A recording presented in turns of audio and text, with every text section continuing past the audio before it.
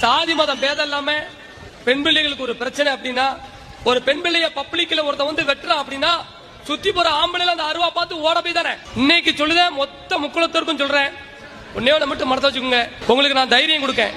பொது இடங்கள்ல ஒரு பெண்களையோ, அது எந்த சாதியா இருந்தாலும் சரி, ஒரு பெரியவரையோ எவனாவது ஒருத்தன் தாக்கனா, ஒரு பெண் பிள்ளைய அருவலா விட்டு விரட்டானா அவனை தூக்கி போட்டு மிதிங்க, இல்லைன்னா நான் உங்களை ஜாமீன் எடுக்கேன்.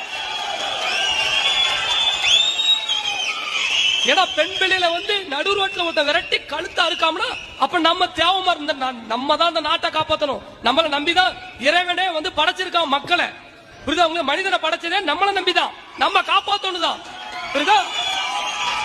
அதனால ஆபத்து காலத்துல நம்மளை தேடி வரக்கூடிய யாரையும் சாதி பார்க்காங்க, நம்ம காப்பாற்றணும். நம்மள அவன் 1000 சொல்லட்டும், நம்மள அவன் வந்து பல்வேறு மேடைகளை இழிவுபடுத்தி பேசுறான், அவன் பேசிட்டு போட்டோம், நம்ம காப்பாற்றணும்.